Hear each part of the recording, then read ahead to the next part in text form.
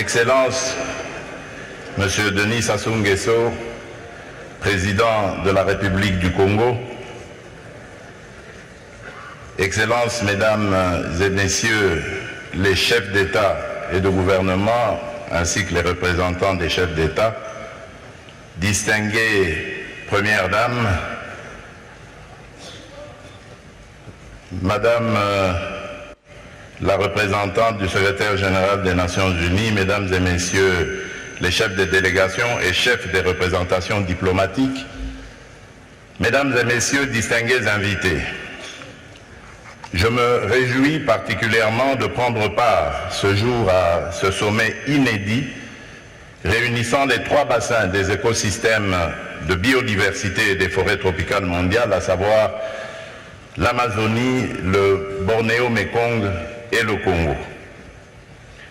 À ce propos, j'aimerais d'abord adresser mes félicitations pour cette merveilleuse initiative et mes remerciements à son Excellence, Monsieur Denis Sassou Nguesso, Président de la République du Congo,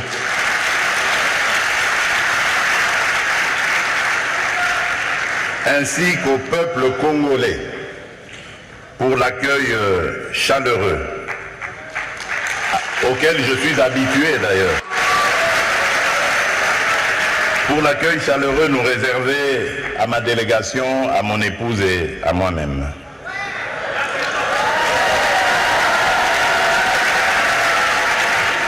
Je tiens également à remercier l'ensemble des experts des différentes délégations qui, au cours de ces derniers mois, ont travaillé sans relâche pour matérialiser ce grand événement.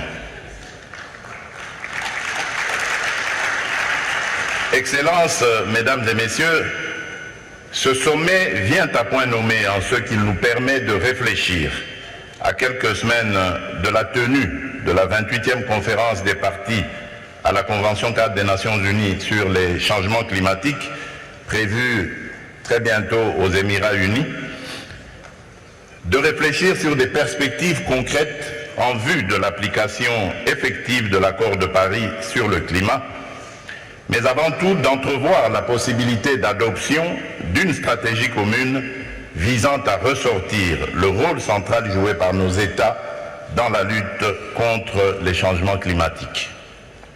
En effet, bien que la grande messe sur le climat approche à grands pas, ce sommet, appelé communément de nos vœux, consiste plutôt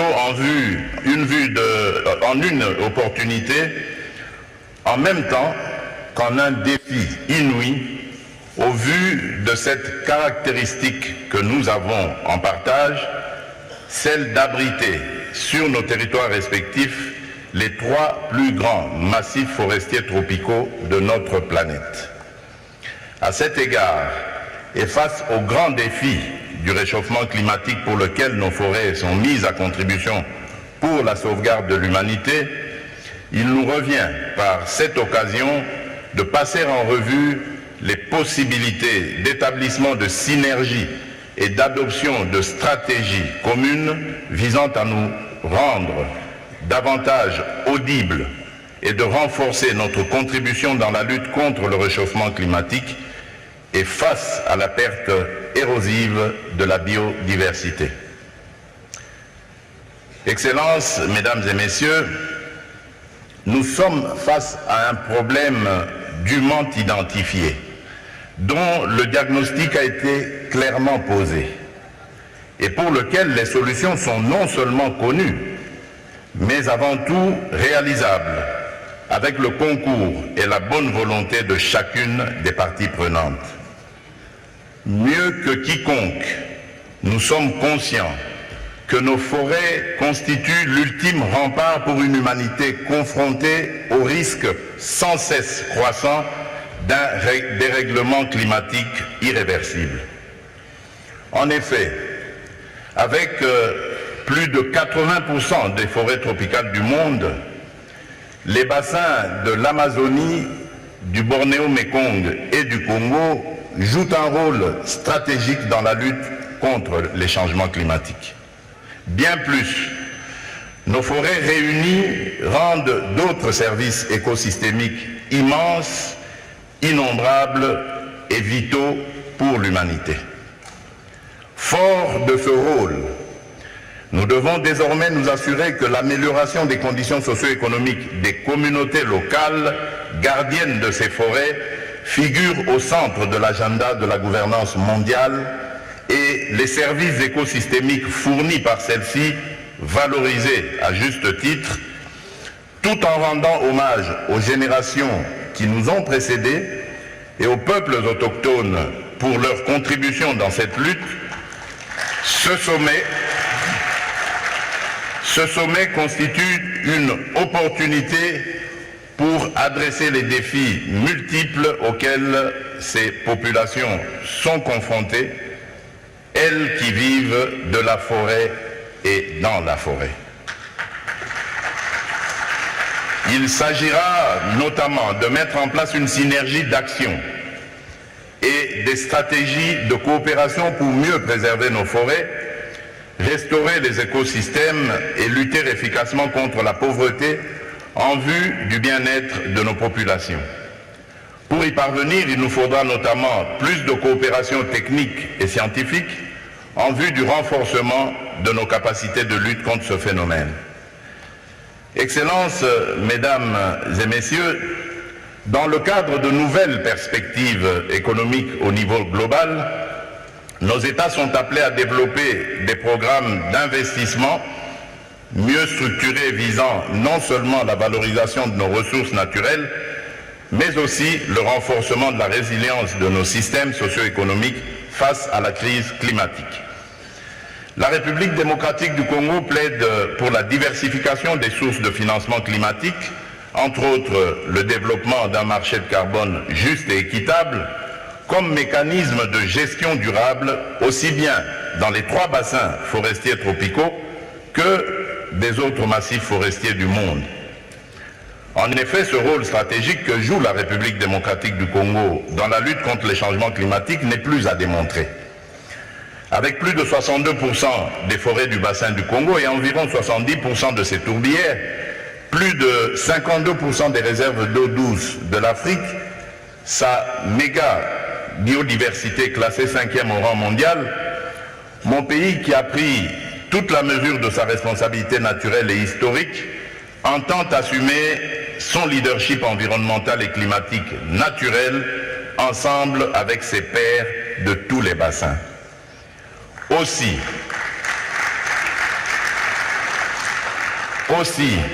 la République démocratique du Congo ambitionne de jouer un rôle majeur dans la transition écologique mondiale, car disposant des minerais et ressources énergétiques indispensables pour ce faire. De manière non exhaustive, je cite par exemple le cobalt avec plus de 70% des réserves mondiales, le coltan, le lithium ainsi qu'un énorme potentiel en énergie propre et renouvelable. Excellences, Mesdames et Messieurs, la République démocratique du Congo entend mobiliser les financements adéquats en vue de minimiser son empreinte carbone, ce qui permettra de moderniser nos systèmes d'exploitation forestière, agricole et minière. À cet effet, j'ai initié plusieurs réformes structurelles tendant au renforcement du cadre juridique et de gouvernance climatique dans mon pays. Ces réformes ont notamment pour but d'améliorer le climat des affaires, de structurer la mise en œuvre de notre contribution déterminée à l'échelle nationale et de faciliter la coopération bi- et multilatérale y relative, d'organiser le marché de carbone et d'en garantir la transparence et l'intégrité socio-environnementale. Pour nous, les efforts consentis pour la réduction des émissions et les moyens mobilisés pour renforcer notre résilience climatique constituent une véritable opportunité de croissance économique durable. Excellence, Monsieur Denis Sassou Nguesso, Président de la République du Congo, Excellences, Mesdames et Messieurs les chefs d'État et de gouvernement ainsi que les représentants des chefs d'État, Mesdames, le secrétaire général des Nations Unies, ici représenté, Mesdames et Messieurs les chefs de délégation et chefs de représentation diplomatique, Mesdames et Messieurs, distingués invités, la République démocratique du Congo appelle à la collaboration effective entre les trois bassins qui représentent 80% des forêts tropicales mondiales et qui équilibrent le bilan carbone de la planète. Par conséquent, elle trouve légitime que l'affectation des ressources mobilisées actuelles et futures tienne compte de cette pondération. Ainsi, l'engagement et le partenariat des pays des 10 bassins forestiers devront permettre la définition des politiques communes et mutuellement avantageuses. Mesdames et Messieurs, avant de conclure mon propos, permettez-moi de réagir à la très brillante prestation de notre frère le président William Ruto, qui malheureusement s'est un petit peu déplacé, mais également de notre frère le président Brice Oligui, sur la nécessité d'être unis et les avantages qui en découlent. Je suis un panafricaniste convaincu.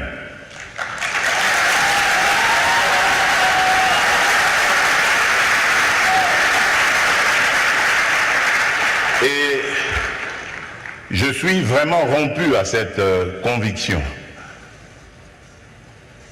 Et lorsque je suis devenu, c'est ça la preuve d'ailleurs, lorsque je suis devenu président de la République, il y a presque 5 ans maintenant, la première destination à laquelle j'ai réservé mes déplacements, c'était l'Afrique. J'ai commencé par le Kenya, à l'époque du prédécesseur du président Ruto, puis je suis passé par l'Angola et je suis arrivé en République du Congo, chez notre aîné, puis j'ai fait le Rwanda et l'Ouganda, et depuis lors,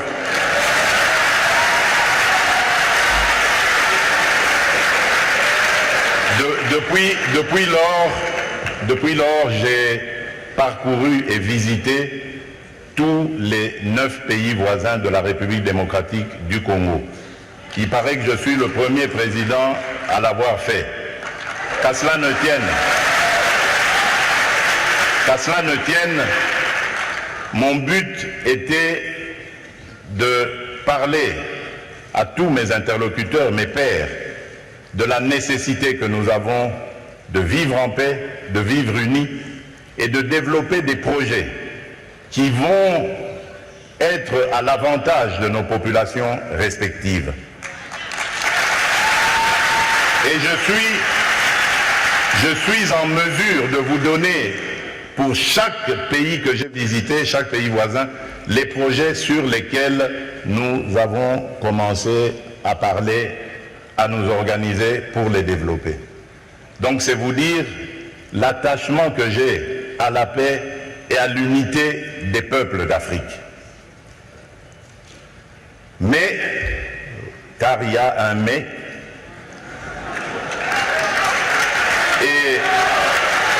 et là je voudrais vraiment m'excuser de tempérer un peu l'enthousiasme qui a été le nôtre lorsque nous avons suivi le président Ruto, pour dire malheureusement nous sommes loin de la réalité. Parce qu'en ce moment, par exemple, où nous parlons de ce sujet très, très important, hyper important, la conservation de notre biodiversité, de nos forêts, il se passe actuellement dans le parc de Virunga une des réserves naturelles les plus importantes au monde, en forêt, en biodiversité, un activisme armé qui met à mal cet écosystème, qui le détruit. Et cela n'a pas été décidé à Washington, à Paris, à Bruxelles ou à Londres. Ça a été décidé en Afrique, et plus précisément à Kigali.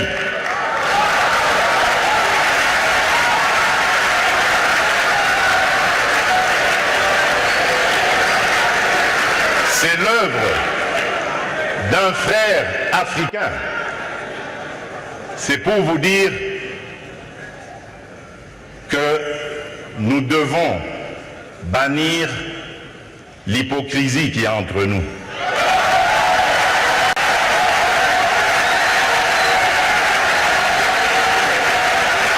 Nous devons bannir des fléaux tels que le tribalisme, la haine de l'autre. Et c'est là, je crois, que nous pourrions parler d'abattre nos barrières, d'effacer les tarifs douaniers, etc. Tout simplement parce que, malgré nos engagements, rappelez-vous, à l'Union africaine, l'horizon 2020 était l'objectif pour faire taire les armes en Afrique. C'est devenu une chimère. Et nous ne nous en offusquons pas.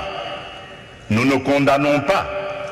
Et tant que ce sera comme ça, il faudra oublier toutes les bonnes initiatives telles que celles préconisées par le président Ruto. Nous devons avoir le courage de nous regarder entre Africains, les yeux dans les yeux.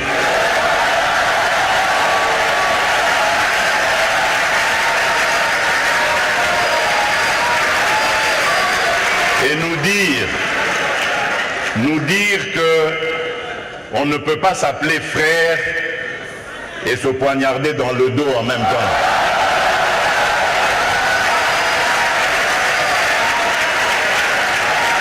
Nous devons arrêter de rejeter nos responsabilités sur les étrangers non africains. La colonisation, ça fait une soixantaine d'années qu'elle allait terminer en Afrique. Ceux qui nous avaient colonisés, divisés, aujourd'hui ils ont compris le sens de la paix. J'en veux pour preuve la France et l'Allemagne, pour ne citer que ces deux pays qui étaient les meilleurs ennemis dans le passé et qui sont les meilleurs amis aujourd'hui, le moteur de l'Union européenne. Tant que nous ne réfléchirons pas comme ça, eh bien ces gens-là, ces amis, ces partenaires à qui nous rejetons toujours la faute, ils continueront à nous prendre pour des irresponsables, ils ne nous respecteront jamais.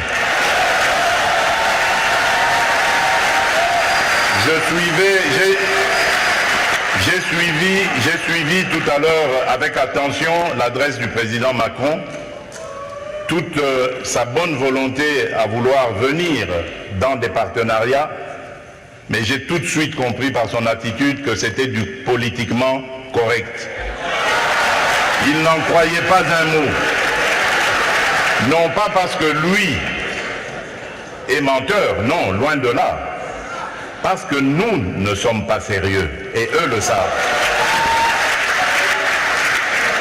Le jour où nous mettrons fin à ce à quoi nous assistons aujourd'hui, à l'est de la République démocratique du Congo par exemple, des voisins qui viennent semer la pagaille, la mort, la désolation, uniquement dans le but de s'enrichir, de piller les ressources. Le jour où nous mettrons fin à ce genre de comportement, alors oui, là nous aurons compris. Parce que je suis désolé, en tant que président de la République démocratique du Congo et face à ce genre de choses, je ne suis pas tenté de construire des ponts, mais plutôt des murs pour sécuriser ma population.